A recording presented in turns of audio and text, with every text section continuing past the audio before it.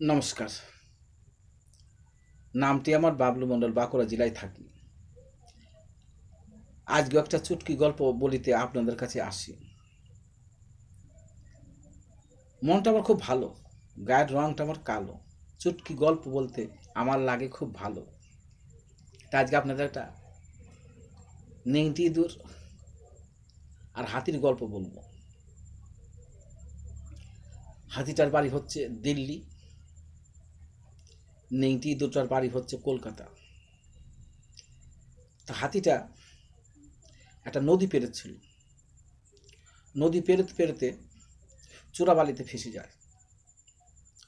ওঠার জন্য খুব ছটফট করছে। নেংটি ইঁদুরটা দেখতে পেয়েছে। দেখতে পেয়ে নেংটি ইঁদুরটার মনে খুব আনন্দ পাচ্ছে। হাতিটা চোরাবালিতে পড়েছে। কেন আনন্দ পাচ্ছে? যে হাতিটা একটা রাজসভা চালায়।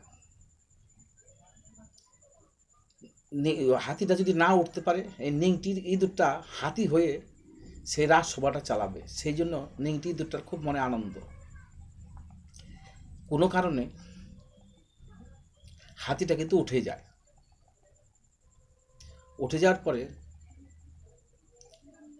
নেংটি ইঁদুরটা মনে খুব আঘাত পায়। কেন? উনি নেংটি ইঁদুর হয়ে হাতি হবার স্বপ্ন দেখেছিল। হাতি আহার ওনার হলো না। কেন?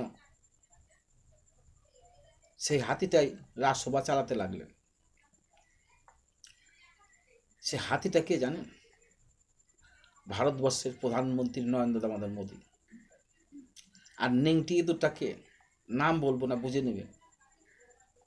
কলকাতার এক ছেলে ব্যক্তি নেংটি ইঁদুর। যখন নাকি নরেন্দ্র মোদী সিংহাসন পাচ্ছিলেন না, বিশাল ভাষণ দিচ্ছিলেন, নরেন্দ্র দামোদর মোদীকে বিশাল উল্টাপাল্টা কথা বলেছিলেন। তখন নেংটি ইঁদুরের কী কাজ আর হাতির কী কাজ? হাতি কিন্তু সেই জনসভা আবার চালাচ্ছে। আর নেংটি ইঁদুরটা এখন কী করছে জানেন? নেংটি ইঁদুরের কাজ কি?